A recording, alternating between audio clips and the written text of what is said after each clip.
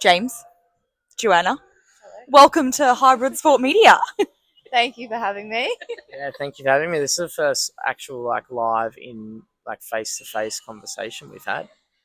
Yeah, I guess so. Well, we're not really live. We're going to upload this afterwards, but gosh, I don't know about you guys. Like, I personally have not been able to wipe the smile off my face since seeing you both race on Friday night. I think a lot of people either watching from down under or watching live, like I did on Friday night, would say the same, that you guys took home the number one spot for the Aussies. How are you feeling now that you've had, I guess, a little over 24 hours? We're recording this on Sunday afternoon, so almost 48 hours since you raced. Joe, how are you feeling now that you've had time to reflect on it? Honestly, it still hasn't sunk in. Like, I'm still trying to comprehend everything that just happened and everything like that. But it's so surreal to think that just won a major and two Aussies winning the majors and in the APAC region as well for the major, which is absolutely unreal. So I'm very, very happy. Yeah. I think it's something that a lot of people maybe wished could happen, but didn't really think it would happen at the same major for you both to win. Jim, how are you feeling now? 48 hours Yeah, post race here in Hong Kong. yeah, similar to Joanna. It has sunk in, but I think it. I think actually, when we go back to home and routine, that's when it'll kind of sink in even more. For me personally, on Friday night, it was great. When I was warming up and getting ready, knowing that Joanna won, it really gave me a bit of a pep in my step even more. And yeah, it was just great to be able to say that we both actually were the winners on Friday night. Um, and yeah, it's funny. I woke up even yesterday morning and was like, okay, what's next? Yep. Were you both actually able to watch each other's races? You probably were able to watch the males, considering yours was after. But were you able to watch some of Joanna's in the female race? It's funny is most races, due to the fact that the females obviously race before us. I always have the live on until about the burpees on my phone whilst I'm mobilizing and stretching, and then that's when I start actually like warming up, when you guys are normally like halfway. So I get to watch the first half pretty much, and then I end up obviously seeing the finish. So I saw you finish, Joe. Um, so so that's kind of what I end up doing, or I end up seeing, um, and seeing you guys doing the sleds as well is like important. Yeah. Yeah, which I have to say was an incredible finish by you. From my point of view, Joe, I actually thought you looked like a different athlete out there in Hong Kong. I think going into Amsterdam, and please correct me if I'm wrong, but it was your first major. You probably didn't really know what to expect. I felt like you looked hungry for the win in Hong Kong. Maybe Amsterdam gave you that confidence. Did you go in with a different mindset or preparation, do you feel, into this Hong Kong race? Yeah, absolutely. So obviously Amsterdam was my first elite major, first time running on a grid course, and first time running against Lauren Weeks and Meg Jacoby, all like the big names. So I didn't know really what I was up against, and I didn't know what full potential I had really. So like I said to JK coming into Hong Kong, in Amsterdam, I was a bit conservative on my runs and some of my stations because I didn't want to push too hard to then gas out against the best of the best. So coming into Hong Kong now, I knew that I had more to give. I had could be faster on my running. I had to improve on my sled pull and my ski erg and all that sort of thing. So I knew I had that little bit of a break to kind of work on those things. And coming into Hong Kong, I knew I had all my like I could just push the limit. Like I could just go as hard as I could and yeah, just see how it goes. So I really dialed into that and I knew like what you said, it looked like I was a different athlete out there because I definitely had a different mindset coming into Hong Kong than to Amsterdam because I knew what I was capable of. So yeah, and then just pushed everything a little bit harder, and it clearly worked. So I could honestly see it. Like I could see it in your eyes. I mean, I feel like I've watched you race now in nearly every Hyrox race that you've done. Because for all our viewers and listeners, please remember that Joanna, you've literally joined this sport somewhat of 6 months ago, and here you are winning your second major that you competed in. So it's crazy to think. And then I guess for you, Jim, I mean, being your sister, I've seen you on your Hyrox journey for the last 2 years that you've been in this sport, and you have very slowly climbed up that ladder to this point, to this major. And I think a lot of people who followed your journey would recall that, last season, you had a few kind of hit and misses there with all the majors. You never quite got that spot until that LCQ in Cologne where you did your PB, and you finally got your world championship slot, and you then finished third in Nice. I mean, I guess my question really is, how much does winning this major mean to you? My first goal this year that I set with Anthony, my coach, was to win a major. And it's fantastic that I can say that I've done that early on in the season, I guess we could say, with having still 2 majors to go plus the world champs.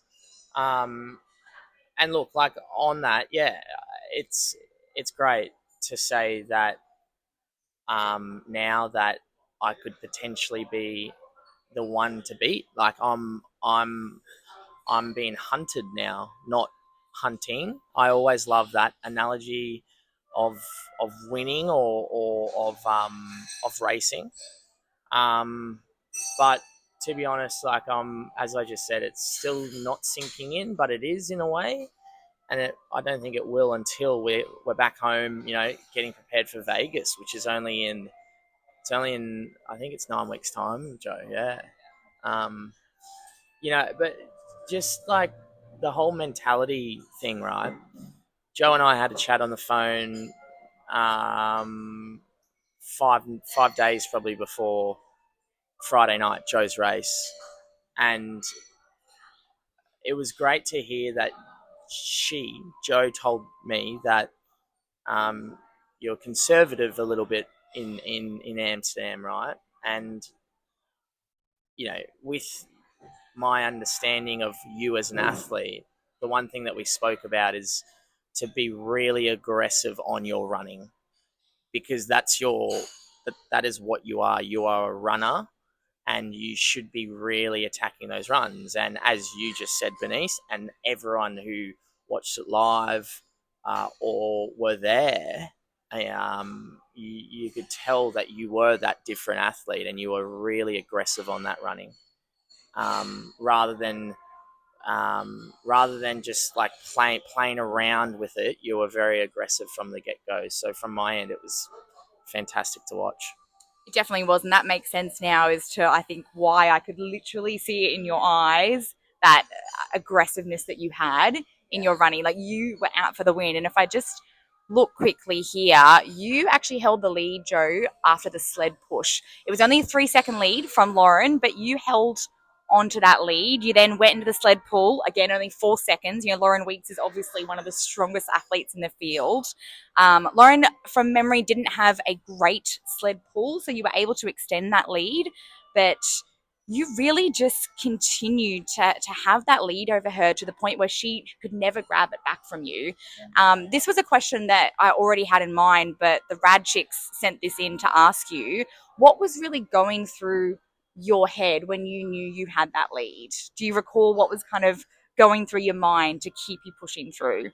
Yeah, a little bit, but also I think I was just so caught up in the race. Like, I knew exactly what my job was, and pushing those runs was exactly what I needed to do. So I know Lauren is an incredible athlete. Like, she's very, very strong on all those stations. So my thing was, if she catches up to me on the stations, I'm just going to push it on the run. So I actually read your message before I started the race about being bold and being the person that is going to be chased, not the chaser. So I literally thought that all through. I wrote on my shoes, actually, push limits. So like when I was on the rower, I looked at my toes and I could see that. So it's just pushing that limit all the way to the end. So I knew that Lauren was catching up to me on the burpees. So I wasn't too focused, or I didn't think I had it in the bag after the sled pull or the sled push, because there's still more to go. And I know burpees isn't my strongest suit, but Lauren is incredible on the burpees. So, yeah, so she was catching up slowly from there. And then, yeah, it was again just getting back to that run, pushing those runs. And then, yeah, it was probably up until the lunges where I had that little bit, I think I had a lengthen a bit in front, and I knew that there was a little bit, maybe it's getting closer and closer, but then again, it all comes down to the wall balls, and the wall balls are that final station. If you get no reps there, you never know what's going to happen. So, and I know specifically the judges were looking at me for my depth. They were looking at that. So, again, I could have gotten 10 no reps and she could have caught up. So it really wasn't until I had those last 10 to go and I was a good 20 odd wall balls in front that I was like, this is mine. So, yeah. That was one of my questions for you. Was there a point in the race where you knew you had won, or did you continuously know that you were going to have to keep pushing because Lauren Weeks was right behind you throughout that race? Yeah, so Lauren will not give up to the end. Like, we know that she's an incredible athlete. So, yeah, I knew literally up until the last 10 where everyone in the crowd was counting down 10, 9, 8. That's when I thought in my head, okay, well, I've won this race. So, yeah, it's still like to think, like to recap, that is such an incredible feeling. So, yeah. It sounds like you didn't really ever get to a point where you let yourself get too comfortable, which is exactly what you want when you have Lauren Weeks on your back. Yeah. And I guess a little bit of a similar story to you, Jim. I mean, you didn't really get that proper lead over Tim until about the Farmers Carry, or on that run with the Farmers Carry, but we really did see that battle between you and Tim for probably a good quarter of the race, like that third quarter. And I mean, to anyone watching here that knows AFL back in Australia, we all know that races or games are won in the third quarter. In the third quarter. And it really, yeah, thank you. I actually thought of that just then. It wasn't even in my notes. But it really did turn into a battle between you and Tim in that third quarter. Where does your mind go with those battles against your competitors? Friday night was different for me for some reason. Because, and the reason was, even though Tim came out on top, or sorry, came out of the rower before me, entering that rower and doing what I did by passing him pretty much in the rock zone, I knew that I was going to win then. And that's so weird because he ended up, as I just said, um, leaving the rower before me, but I knew. And the reason behind knowing is because I am so confident about the back end work and the volume and my training that I was going to be able to finish really, really strongly. And that mindset only comes from just consistent training. Um, it's not ego. It's just knowing that I'm going to finish strong. And that's, Tim had a sensational race, fantastic race. He probably executed the best that he's ever done. But I just knew that I had the ability to run really strong after the roller, and that's what I did. My farmer's carry was was good. My lunges were great, and that's something that I've uh, um, worked on since Amsterdam. Amsterdam lunges. That's when Alex got the better of me. Since then, Anthony and I have been working on my unilateral single leg strength. And I was able to pull 12 seconds on Tim on the lunges.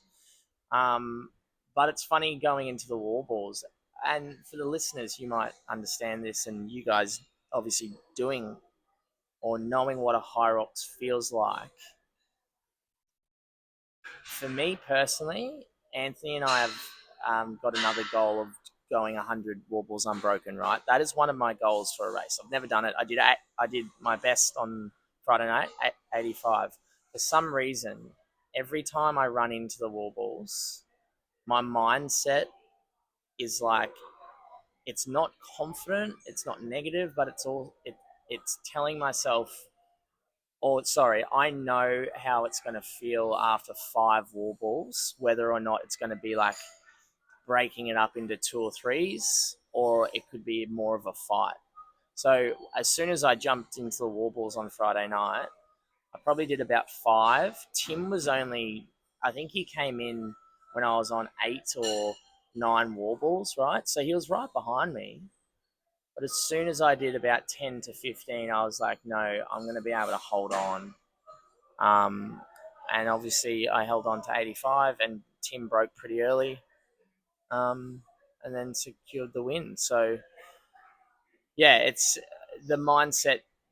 The mindset is like so interesting to understand, I think, right? Like, yeah. But interesting that you knew from, what did you say, from the rower, from that point where you. For some reason, Yeah. I'll be honest with you.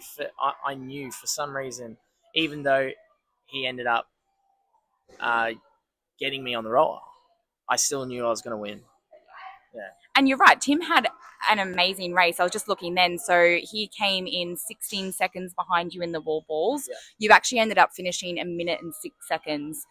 Tim did look like, I think he had pushed himself so much in that last half of the race that he looked very gassed towards the end. But he put up an epic fight and had an epic race. But one thing I wanted to ask you about, Jim, and it's something that yourself and Anthony spoke about on your podcast that you just released this morning. For anyone who hasn't checked it out, the hybrid coaching podcast. It was a great little recap episode of your race. And look, you might actually hate me bringing this up, but majority of people out there would not know that you actually were at a point earlier this week.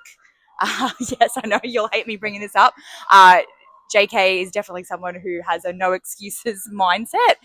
So this is not the reason why I'm bringing it up, but you had an injury that you were at a point where I recall getting a message from you on Monday saying that your back was that bad that if the race was tonight, you would not be racing. And it was very touch and go there. But one thing that you and Anthony really spoke about was how you adapted your training. How important is that in the coach and athlete relationship that you and Anthony obviously have? Yeah, just to give context, last Saturday have um, I've done something to my QL, which is my lumbar um, spot back, right, lower back. Um, Flew to Hong Kong Sunday night. Told Georgie if the race was tonight, I wouldn't be racing. I couldn't squat, I couldn't hinge, I couldn't walk pretty much. Monday was the same. Tuesday it started to get a little bit better, and Wednesday was the first time that I actually ended up being able to run a little bit, and do some training. If it wasn't for the physio that I was seeing in Hong Kong that I set up, and shout out to Biddy, because if it wasn't for Biddy, my physio, I wouldn't have been able to race on Friday night. She did wonders by really releasing some muscles around the back and whatnot. But going back to it, the one thing that I'm really proud of is that adaptive mindset that I had to be in for the week. I didn't train for bloody 4 days. I can't remember the last time I haven't trained for 4 days. And Georgie was the one that I have to thank, because I was a nightmare probably to be around, because I had no idea what was going on. But we're here, and 2 days after the race, and if it wasn't for Anthony and I adapting, as you said, Bernice, and being okay with not training, relaxing, getting all the work done that I needed with Biddy, I wouldn't have done what I did on Friday night. Yeah. Yeah, it just shows that you you need to let go of that ego sometimes. And I can imagine that those 4 days that you had not training would have been very difficult for you to manage? It was probably more difficult for Georgie because she had to put up with it. And yeah, as I said, like it was touch and go. Um, but as I said, I'm more proud of the way I executed probably Wednesday, Thursday, and Friday to get ready for the race. The amount of the amount of um, mo- um, mobility that I had to do every day, the amount of stretching, trigger pointing, um, and that type of work. Yeah, um, I've never had to do that before. So yeah, I'm proud of. Yeah. Yeah, Getting no, all that done. absolutely. Before we jump into, I guess, Vegas and what's next, we had a couple of people write in some questions. For you, Joe, someone wanted to know what your hydration strategy is during the race, if you have one. Do you take any gels or lollies, anything during the race? Yeah, so this is funny. A lot of the athletes do take something, or that we have a table where we put, gels, lollies, hydration, um, during the race. And obviously, it being a bit more humid here, a lot of people were leaning towards that mid race kind of boosters. I did put something on the table, but I've never used anything during a race. No, so I didn't use. What did you put on? I put on a gel, and then I put a bottle of electrolytes as well, just in case, because obviously the humidity here is a little bit more. But no, I actually didn't do anything during the race. I didn't get a cup of water. I didn't do anything like that. So, um, to answer your question, I actually did nothing to hydrate myself during the race. So you took nothing. You didn't have anything. No. Is it that you forget during the race, or that you just don't feel like you need it, so you don't bother grabbing it? Well, I've always had this thing that it's going to slow me down, which, like, it can, obviously, if you just stand there and take a sip of water, it will. But no, I'd never get to the point where I feel like I really, really need it. And I'm sure if I felt like I did, I would. But yeah, I don't. Yeah, and I guess people do have to remember. I know it is an hour for you guys, which yes, it is an endurance race, but you can probably, as long as you are fueling, do you feel in the lead up to the race, you can get through that pretty well. The one thing that I've learnt through researching and understanding de- dehydration, more importantly, is an hour, as you just said. If you're really hydrated before the race, um, you won't get to a point where you're dehydrated that will impact your performance. What if it's an hour and a half to 2 hours? Yeah, maybe, but an hour it won't. You'll be obviously, as you know, we were probably so dehydrated after the race, but that's fine. We deal with that. Like, and as you said, I've got the same mindset. Like, I don't want to stop for a water, even if it's for 2 seconds. Um, yeah, it's just that mindset, I guess. Yeah. Yeah. So you don't either, Jim, do you? You don't stop for. I don't. I have a little, and I mean like a little water filled up with like a Morton mix, which is literally just carbohydrates. And I did that on Friday night, and I put that on the table. I actually ended up having half of that before the burpees, and I actually ran with it in my hand, ran into the burpees, put it on the ground, did my burpees, picked it back up, and ran out of the rock zone, and then had the other half out on the run. So I guess I did slow down for having to grab that. Yeah. So I'm not as Joanna got the 1% on me there. Yeah, you could have won by a minute and 10 seconds, Yeah, and not exactly. a minute and six. I don't know though, because like I find it's whether it is placebo, but that little bit of like um, sugary drink or substance in my mouth just like gave me a bit of more of a.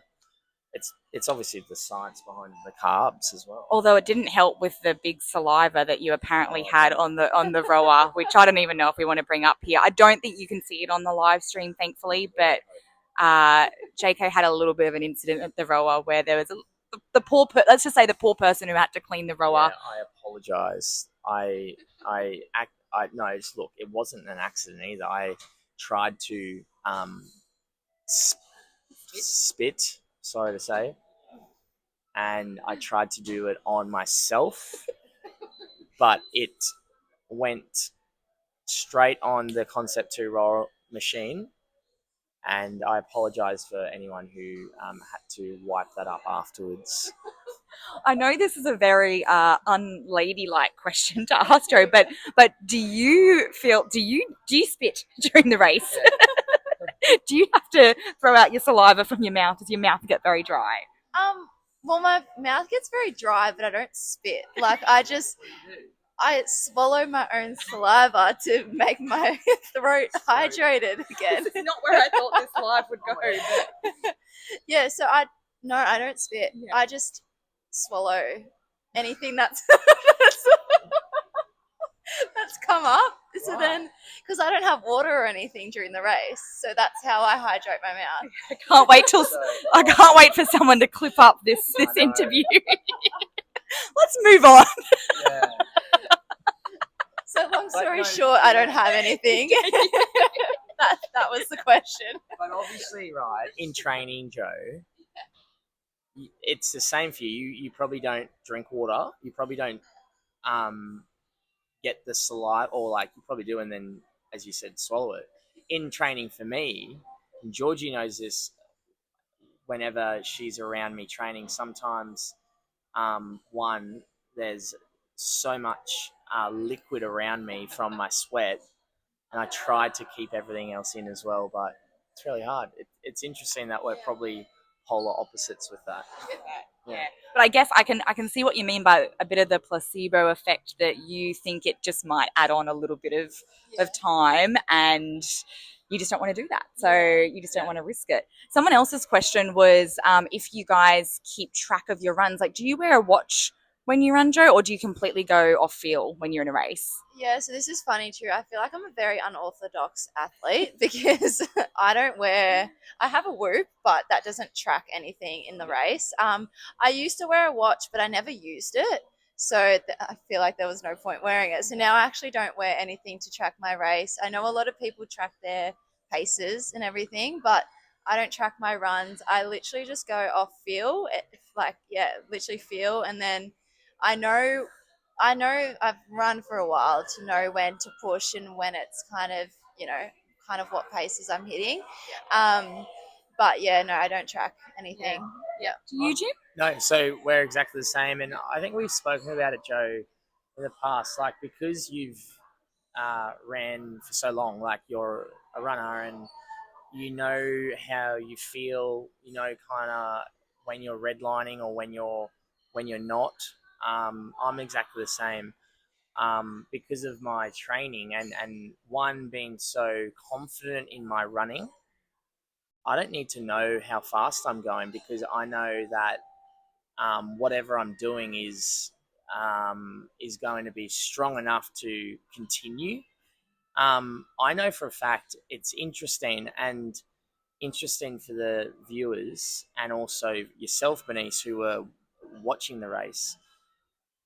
The males are a lot more aggressive at the start than the females, correct? Absolutely. Aggressive at the start. I think, would you agree, having watched and then obviously been in the elite women's? Yes. Oh my gosh.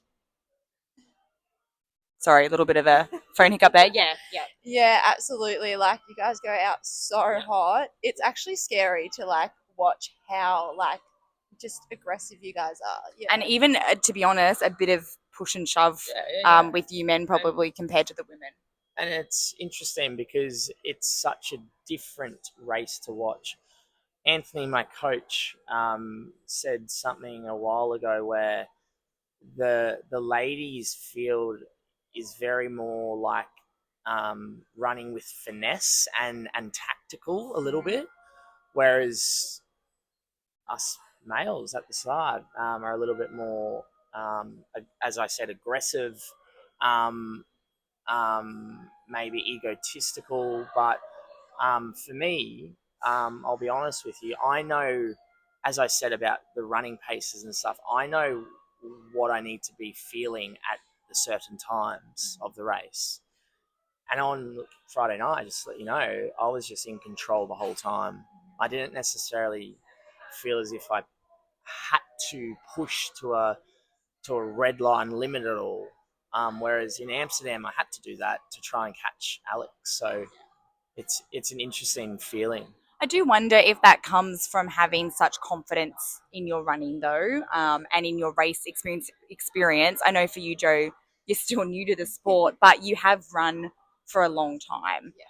So I feel like, do you know what that feels like you were saying, to run at those paces, and you know when you have to push it. And would you agree that I think you go in just with that confidence in your running, that you don't need to be looking at your pace, that would be a distraction for you? Yeah, absolutely. And it's like it goes back to the same thing like what I said about stopping to drink. I feel like if you're too focused on what pace you're running, what's on your wrist, you're essentially going to slow down and look, you get too distracted. And then, like, my thing is you focus on what you're doing at the time and what your next station is. So, yeah, I feel like that would just cause way too much, stimulus for me to focus on when your goal is to finish the race and get the best time possible. So Yeah. Another question someone asked was your recovery. What do you do to recover after a race, if anything? Is there any certain traditions that you have? I mean, you've both just raced a doubles today. I don't know if you'd call that a recovery. I don't really have any like superstitious recovery methods or anything like that. I do like stretch and mobility and everything is huge, but my main three things is hydration, sleep, and nutrition. Like that's what I consider recovery rather than like the saunas and the ice baths and everything. So like we had a bit of time after the race to like do all our testing and everything like that. But once I got back to the hotel room, it was, good meal, hydrating. Not really sure. Yeah, not really sure about the sleep on the first night. You're quite wide after a race, but yeah, we're in the days post race. Sleep as much as possible and stuff like that. So yeah, my main things are that rather than all the extra 1%ers. It's kind of like just going back to the basics. I think, Jim, you're pretty much the same, aren't you? Yeah, I'm exactly the same. The amount of GoWad, have you guys heard of GoWad? Which is my mobility app that I use. The amount of hours that I've probably banked up doing that the past 24 hours 48 hours, sorry, by just mobilizing and just stretching. But I'm the same with Joe. It's just sleep and also nutrition. It's funny. I woke up it was this morning. I woke up this morning so hungry still. It's amazing. My body was just craving like